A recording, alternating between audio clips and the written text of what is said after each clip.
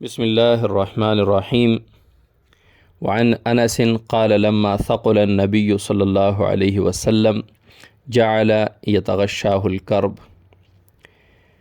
یہ حدیث بھی باب ہجرت اصحابہ مکۃ و وفاتہ کی ہے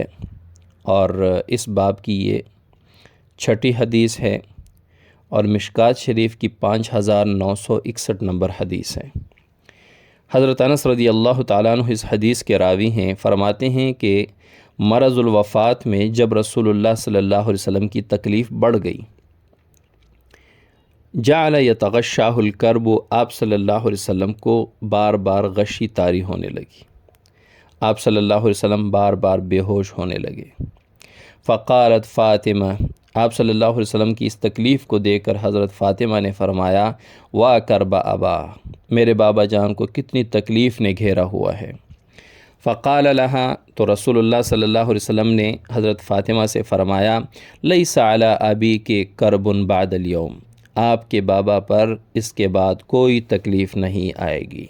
یعنی یہ جو تکلیف ہے یہ تو وہ جسمانی تکلیف ہے، جیسے ہی روح پرواز کر جائے تو یہ تکلیف ختم ہو جائے گی۔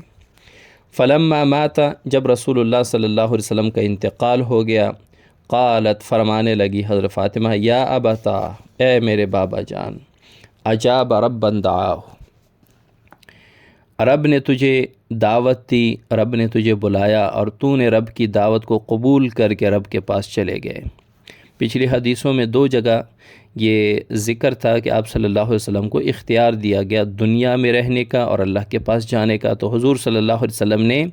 اللہ کے پاس جانے کو اختیار کیا۔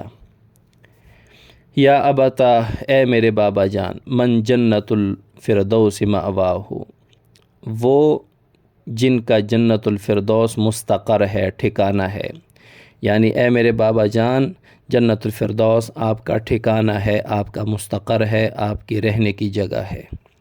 یا ابتا، اے میرے بابا جان، الی جبریل ننعاہ، ہم حضرت جبرائیل علیہ السلام کو آپ کی وفات کی خبر دیں گے، کیونکہ آپ صلی اللہ علیہ وسلم اور حضرت جبرائیل علیہ السلام میں ایک خاص محبت تھی، ایک دوسرے کے غم میں شریک تھے۔ فلما دفن، جب آپ صلی اللہ علیہ وسلم کو دفن کیا گیا، قالت فاطمہ، حضرت فاطمہ نے فرمایا، یا انس، اے انس، اطابت انفسکم ان تحثوا علی رسول اللہ صلی اللہ علیہ وسلم التراب، اے انس اور اے صحابہ کی جماعت، کیونکہ آگے انفسکم کہا ہے تو اس سے صرف حضرت انس کو خطاب نہیں ہے، باقی صحابہ کو بھی خطاب ہے۔